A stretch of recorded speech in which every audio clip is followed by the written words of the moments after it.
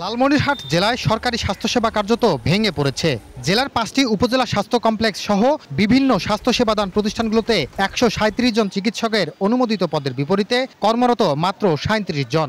এমন সংকটে প্রতিদিন ভোগান্তিতে পড়ছেন জেলার লাখো মানুষ। একজন ডক্টর আমাদেরকে দেখেন, তাই অনেক বড় লাইন থাকে। 1 ঘন্টা ওয়েট করে টিকিট কেটেছি এবং তারপরে আরো 1-1.5 ঘন্টা ওয়েট করার পরে আমাকে ডাক্তারের সিরিয়াল নিতে হয়েছে। এই মেশিন এই লালমনিরহাটে নাই, এই অপারেশন করা লালমনিরহাটে নাই। এখন বাধ্যতামূলকভাবে বলতেছে রংপুরে এফার্ট করতে। আমাদের লালমনিরহাট সদর হাসপাতাল এখন নিজেই রোগীতে পরিণত হয়ে গেছে, কারণ যে আমরা যে কোনো ছোটখাটো একটা বিষয় নিয়ে আসলে এখানে ট্রিটমেন্ট ভালো মতো ট্রিটমেন্ট পাই না।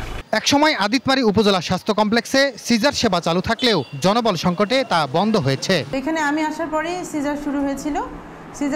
আমি এখানে তখন কিন্তু এখানে মোটামুটি আমাদের ডক্টররা ছিল, মেডিকেল অফিসার যারা ছিল, এবং আমাকে অপারেশন আমি এখানে এসে চালু করেছি এবং তারা আমাকে সহযোগিতা করেছে। কিন্তু ইদানিং গত বছর থেকে আমাদের মোটামুটি ডাক্তার শূন্য। লালমনিরহাট সদর হাসপাতালের পরিস্থিতিও করুন।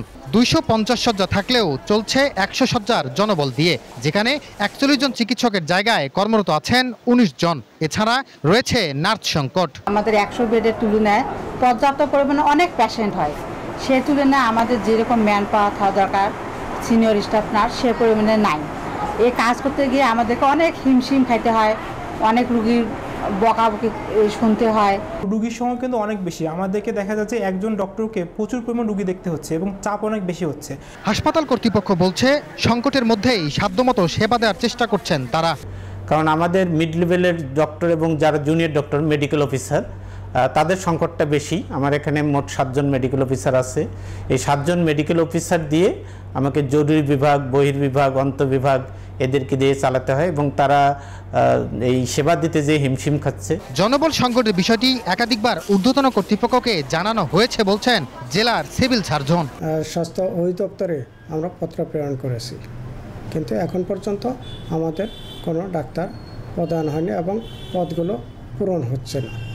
জনবল সংকট সমাধানে দ্রুতই পদক্ষেপ নেবে স্বাস্থ্য বিভাগ, এমনটাই প্রত্যাশা সকলের। জামাল বাদশা, দেশ টিভি, লালমনিরহাট।